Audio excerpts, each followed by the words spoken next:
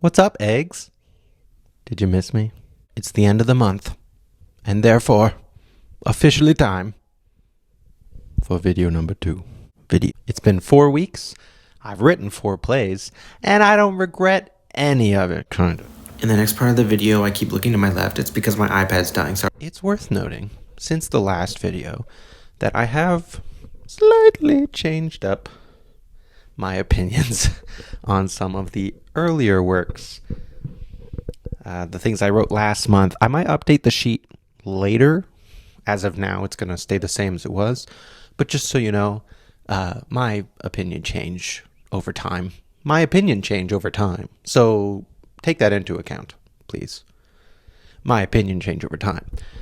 So I definitely might reflect these changes in opinion later. I think if I change them now, I would want to change them again later, because I would probably change my opinion again. How many times can I say again challenge in this video?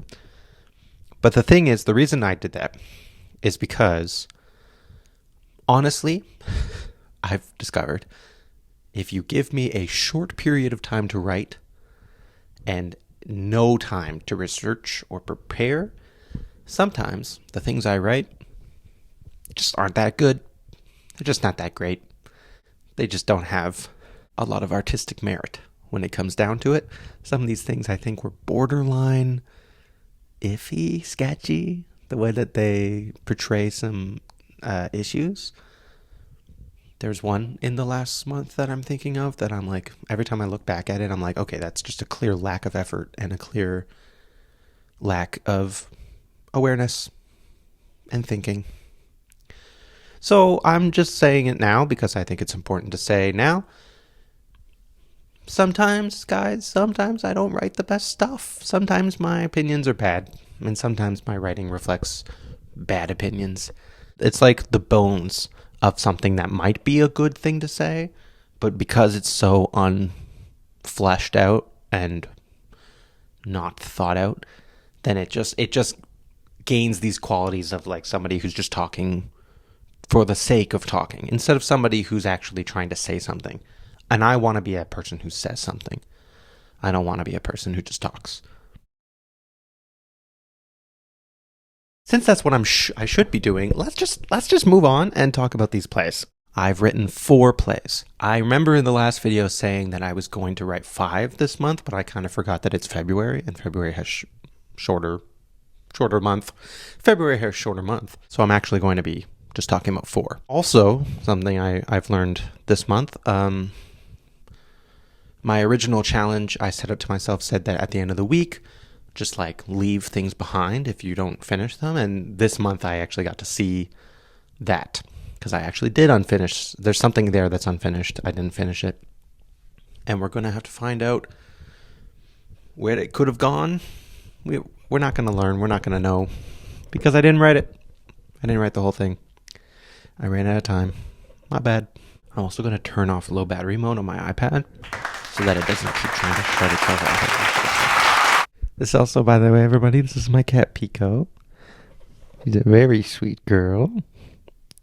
She's very old. And she wanted to be in here while I film this. So she might just be hanging out. She might leave. Who knows? It's a cat, right? Let's talk about the new categories. So I added some new categories from last month.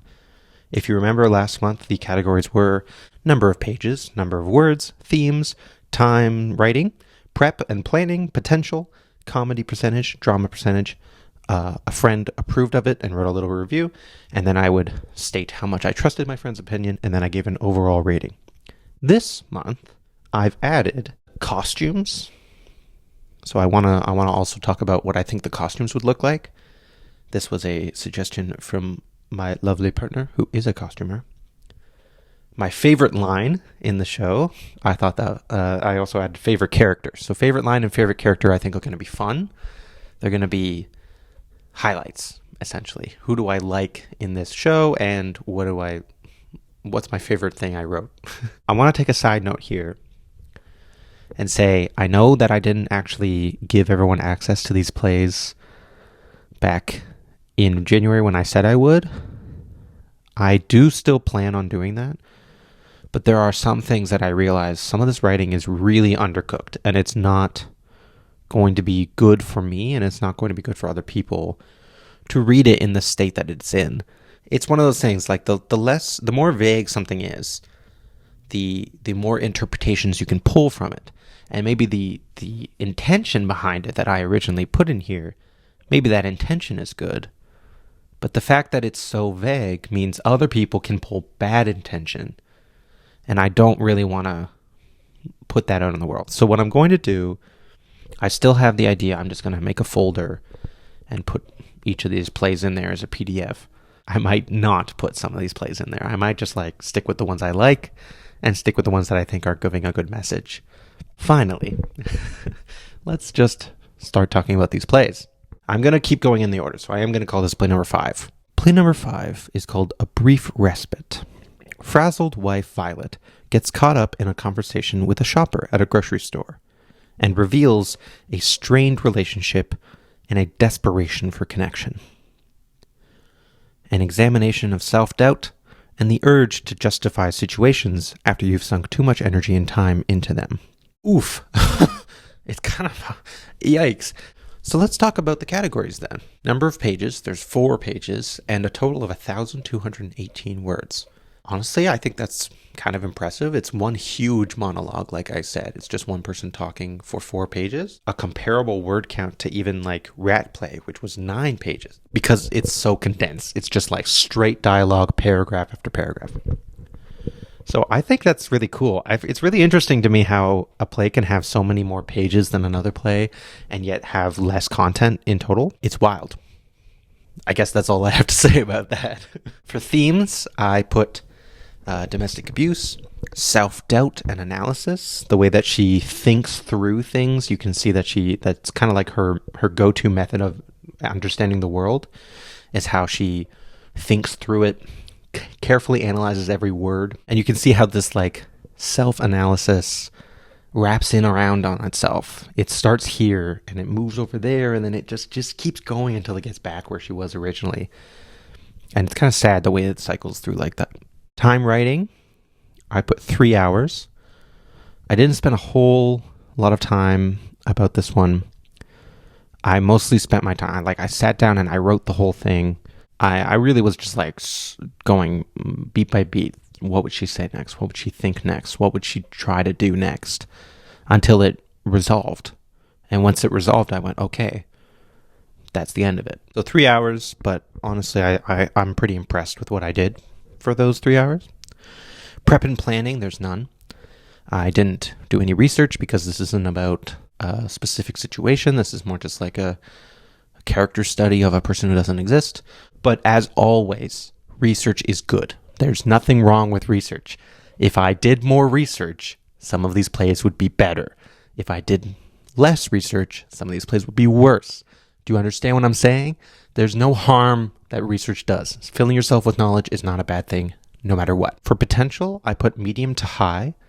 I do think this could go somewhere, but it's also kind of complete the way it is. And that's always a struggle for me, is looking at these things and saying, okay, I like the way it ends right now. I like the way it's standing, but is there more? In theater, especially, people are always saying, that's great, but what are you going to do next? Where's this going next? People always want you to build. And for me, that's something I struggle with. I like to leave things. I like to finish things and leave them. In my mind, I'm like, okay, that's the story as it is. I don't want to touch that. But theater wants you to keep working on it, even when it's done. There's this guy who I went to see a show of. His name is Walter Borden. And he wrote this show called Tightrope Time. And when he originally wrote it, I think 30, 40 years ago, he kept writing. And then he did it again. And then he did it again. And then he did it again. And when I saw it, it was in its last iteration after, I think, 25 years of it being... I'm just throwing these numbers out of nowhere, by the way. So I know that's not how long he worked on the play. He worked on it longer. And when I saw it, it was called The Last Epistles of Tightrope Time. And it was called that because he said he had finally finished the work. And then I got to talk to him after. And he said he still wasn't done with it. Like, he wanted to go further. He wanted to do more. But the story needed to end. So these things, they just keep going in theater. Just so you know. So potential, medium to high. Comedy percentage, I put 30%. There is a bit of comedy in there, but I don't think it would be viewed as a comedy. I think it's more tragic. That's why I put drama 70%. Like I said, there's a bit of comedy, there's a bit of other stuff, but it is a dramatic story. It's a person struggling, and that's always hard to watch sometimes. For my friend approval rating, we've got a return of Lux. Lux has very honestly, I said honestly because I'm looking at the thing. Lux has called it vulnerable and honest. Thank you, Lux. I do agree with that. And now the new categories. So costumes. I was thinking for this one modern, and then I also wrote traditional. So modern as in its present day, and this is just a person dressed how she would normally be dressed. But also traditional because it seems like she really holds some traditional values. And if you're holding traditional values, I do think you might not be so up to the times in terms of clothing. So it might be that while she is a modern setting, her dress is a little bit old-fashioned. I think that would be a cool parallel. My favorite line is, besides, I'm very busy shopping for batteries. There were some other great lines I could have gone with, but I liked this one because of in the play, what it represents is her complacency. The way that she's like, I'm not trying to leave the situation, and I would never, because I'm busy shopping for batteries, something people buy maybe once in a year. It's like, how is that really keeping you that busy? My favorite character is the peasants. You might be wondering, hey, isn't this a one-person monologue in a grocery store? Where are the peasants? How are they involved? They are. I'm not going to explain it. Just trust me. They are. They're there. And the overall rating I put at a 7. I put it at a 7 because it is a complete story. It has a lot of content. But I do think, like most of these plays, there's more to be said. And there's more to be explored. And I probably could have written a bit more. Who knows? Let's move on to play number 6. Now, play number 6 did not get finished. I wrote halfway through the first scene. I had this huge plan of what I wanted to do. I had this like full 3-act structure planned out. And like it always happens, I got to the end of the week and I wasn't done and I had to leave it. Now, I'm going to reveal a little bit. I'll be a bit honest. I actually didn't leave it at the end of the week. I tried to keep going. I was like, you know what I'm going to do? I'm going to cancel doing the other 2 plays of February. I'm going to just, for the rest of February, I'm going to work on this one play because I had such a huge plan for it. And then I just kept not working on it. The days just kept going by and I kept not working on it. And then I realized, okay, I've left it virtually untouched since the end of the week where it was supposed to finish. It's now almost the end of the next week. I have nothing to show for this. So what I did, I wrote the next play and I left this behind. Because of that, honestly, I don't think it's great. I sent this to quite a few people to read, and almost all of them were like, this was a great start, but what else is going on here? What's the context? Where's this going? And I just didn't have any of those answers. So let's get into the categories, and I'll do the explanation of the show. But just keep in mind for this one, it was unfinished. The ideas were underdeveloped, and they didn't really go anywhere. Play number 6, KYS Radio. Radio host Aussie, a moth, is so counterculture that she gets caught up in a cancel scandal because of an errant remark about Moth Appreciation Day. If you're wondering about the title, by the way, KYS Radio, this whole play was inspired by I found out that there's a type of moth who is from the family of the type of moth is called Depressidae. I think it's Depressoridae. But yeah, that was the entire thought. What if there is a goth moth who hosts a radio station that's super depressing? And then it ended up being about the moth racial subculture. I don't understand how I did that shift from the ideas, inspiration to the actual writing of it. And that's maybe why it didn't get very far, because I spent so much time going, what is this idea? Like, where is this actually going to go? And I realized when I looked back and I read the couple pages that I have of it, it was mostly just moth-related artist puns. Like I had Barry Mothalo, Frank Zapper, Mother. Like it was just, I just made moth-based artist puns. That's not a great setup for a play. So yeah, I think it makes sense why this one didn't work out. So let's go through the categories pretty quick because it's unfinished. It has 4 pages, 1,221 words. I put themes of culture and purpose, and then I also put a theme of anti-establishment because it kind of is, but it's also anti-establishment. It's a little weird. Time writing, I actually spent a lot of time writing this, and I have very little to show for it. I put 8 hours, but it was probably more than that because I did spend 2 weeks trying to write it and then just never getting anything done. For prep and planning, I used this prompt to do this one where you find 3 random Wikipedia pages and pull something from each one. So one of them was the moth family Depressoridae. The second one was the name of an Austrian violinist, which is where I got the name of the character, Ossie. And then the third page was a random radio station in LA.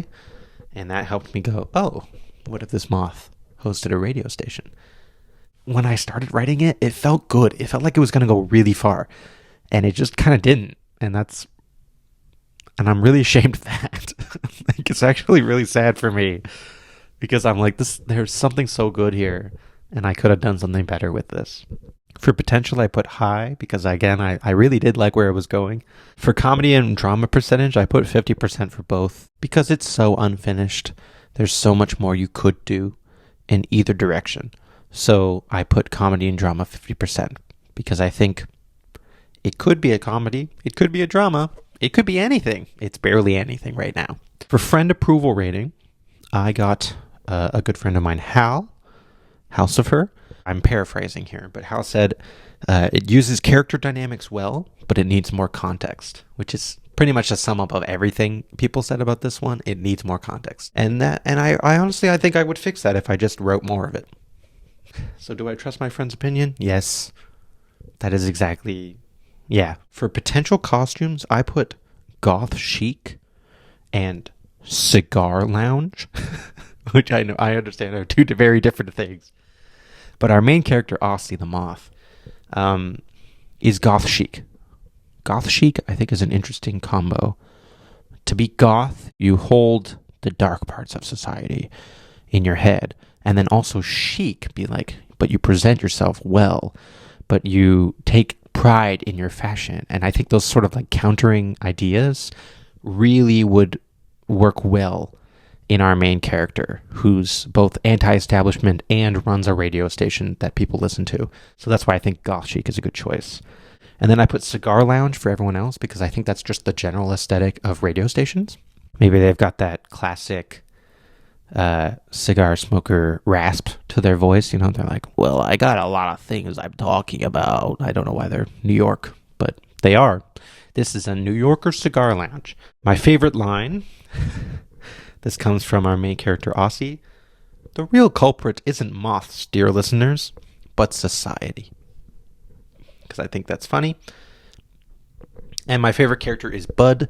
Bud is the producer of the radio station, who is constantly helping Ossie out by like switching songs over and queuing up callers and things like that.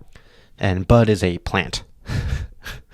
So I thought, what a creative name, huh? I told you this whole thing is based on puns and nothing else. Overall rating, I gave it a 4. Because I think it's an 8 that has so much content missing that it is half as good as it could have been, making it a 4. Let's go on to the next play. This play, again, I gave it a very last-minute title, and I don't know if the title really reflects what's going to be the whole play, because I do plan on doing something with this one. I wrote an Act 1, Scene 1, and I think it could be a full Act 3-act play. Play number 7. This play will not pass the Bechdel test. Temporary title. Princess Symphony, a medieval heroine, is prevented from taking her kingdom from her misogynistic father by getting thrown in prison. In her journey to return home and claim the throne, she has to overcome a series of men who stand in her way. And no, I'm sorry, this play will not pass the Bechdel test. What I have of it so far is just like a fun dialogue between the two people as Princess Symphony is trying to get home and Prince Marvelous is preventing that. And like I said, it makes a good Act 1. I think it could use an Act 2 and Act 3, which would be like maybe a different person. So the end of Act 1 is the Knight in Shining Armor arrives. So I think Act 2 would be about him. And then Act 3 is Princess Symphony actually gets back to her kingdom and she's trying to, work with the court that's there. So that would be the 3 acts. Act 1 is this guy. Act 2 is Knight. Act 3 is the king. So let's talk about the categories. This play has 5 pages and 1,108 words, which is, again, so interesting. There's another play that has 9 pages and 1,386. How does this have less words but more pages? It's because it's all dialogue. It's 2 people talking to each other, so there's a space between every line. In terms of themes, I put social debt and misogyny, and I think there would also be female empowerment, feminism, or some sort of empowering message like that. But I didn't actually know how to write that in there, so I didn't put it in. But just know that that's also there. Time I took writing this one, I did take about 4 hours, roughly. I was kind of just like sitting somewhere waiting to start this workshop. And while I was waiting, I just started writing this. 2 hours then doing that. And then I went back later and I fixed some things up.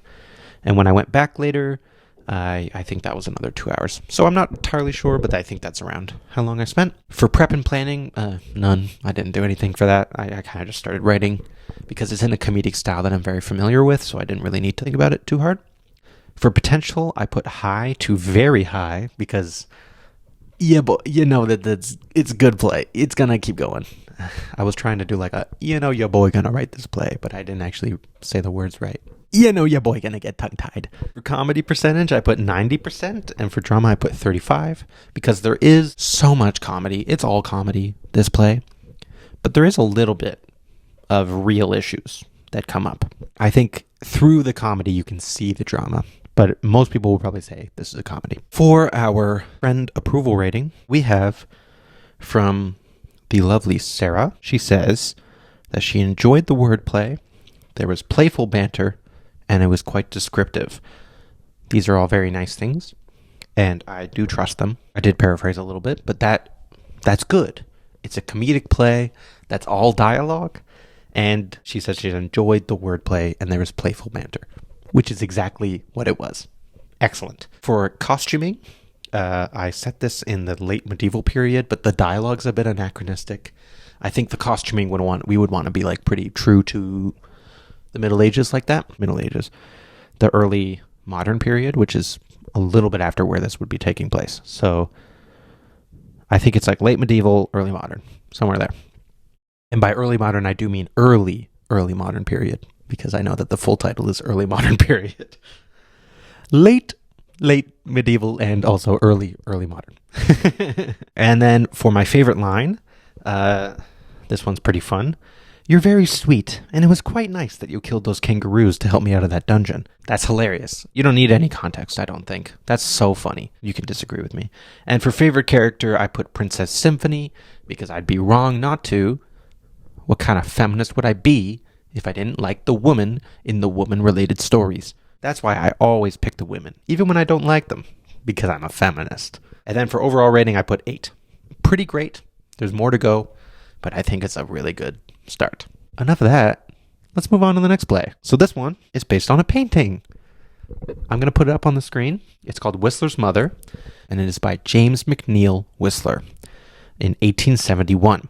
It's an American-born painter, but this was painted in England. Now, I just sort of came across this painting. It's not really like one of my favorite paintings. My favorite artist is Van Gogh, and all of his stuff I've already seen. But this is a new painting that I came across, and I loved the way that she's sitting and she's staring away from the camera, or the artist's point of view. I love the monochrome kind of coloring around it, and I also thought there was some really interesting dynamics between, you can imagine, the painter and the person in the study. I looked up some stuff about it. I learned that the model for the painting probably had to back out last minute, and his mom filled in, and she was supposed to be standing, but she found it too uncomfortable, so she sat down instead for the whole painting, and that adds a layer that I don't think it would have had otherwise. And also, by the way, the original name of the painting is not Whistler's Mother or Portrait of Artist's Mother, which are the two colloquial names.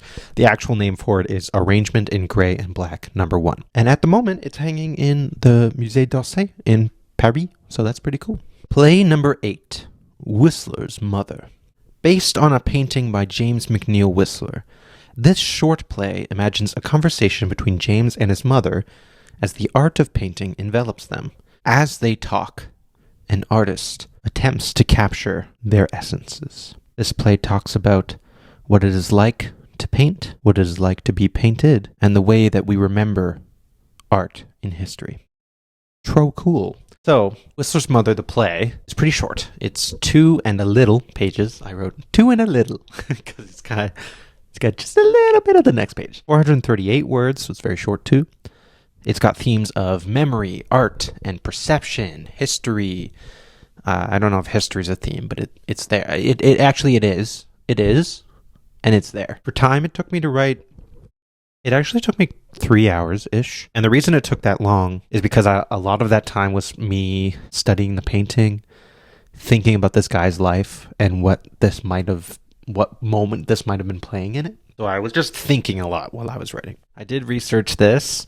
I looked into the life of James McNeill Whistler, and I also looked into the context behind this specific painting, when it was made, why it was made, and how it was esteemed in the world. I actually found out that in America, in Virginia, there's actually a statue of it, specifically of the mother, on display in a park.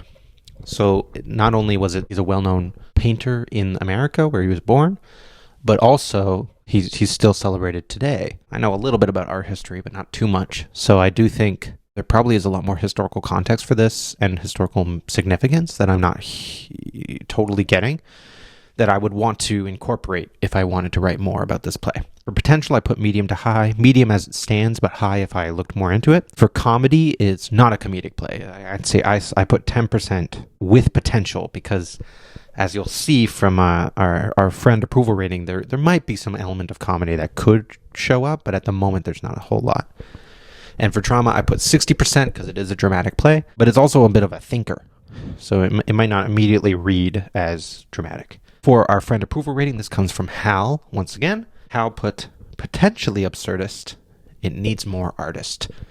Which, just to explain, in the play, James and his mother are sitting for this painting, and the artist is a person who's painting them both. Just to clear that up, in the play that I wrote, James is not the painter. He both is the painter and is not. Confusing. Do I trust that review from Hal? I do. I agree. I think it could be absurdist. I also think it doesn't need to be, but it definitely does need more of the artist. The artist is such this interesting point in the play. Like, what is this person doing? Some of the actions that the artist takes are like, what the hell? What the hell? So I really thought it would be cool if more of that guy was in there. For costumes, I put, this is a play that's based on a painting that was made in 1871 in London. So I'm going to say the costumes should be realistic to 1871 English wardrobes. My favorite line in it, I think my favorite line would be, St. Peter will use the painting as a reference. This comes from Whistler's mother. She's talking about how the painting will be how she is remembered for the rest of time. So much so that when she goes to heaven, they're going to use the painting as a reference for her life. So I like that line because I think it's poignant. And lastly, my favorite character, I already talked a little bit about it, but the artist is my favorite character in this play because I really like the way that he's silently making the whole plot move forward. Overall rating, I put that at a 7 because I think it's pretty good. So there we go. Those are the 4 plays of February. I will be back next month with probably 5 plays because there actually is going to be 5 weeks of plays. I know I said I wanted to do it last time and I didn't. I want to. I'm going to hope to, in the next month, make another video not related to this play stuff, or maybe it will be, I don't know. I want to put more on this channel, and I kind of been kicking myself for not. This has been a really great challenge so far. It's really working. I'm writing a lot more than I ever thought I would, and some of these ideas are quite good, and I really enjoy looking back and going, dang, I'm on to something here. Which is we should get me to write more like this. I really do like the way that it just sort of forces me to put ideas on a page, and then I can look back later when I'm not in the same mindset and go, oh, there's some societal importance in what I've said here. And I could pull that out and make it bigger and even put some of these plays on, I think. I will definitely put a group of these plays into a folder that will be in the description of this video, because I realized it's not a very interesting video if I talk about plays that you have no context for and no actual way of reading. I think I'm just rambling. So, Pico, do you want to give us an outro? Yeah?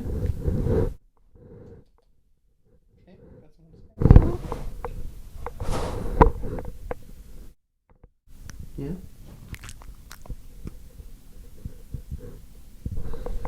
Cool.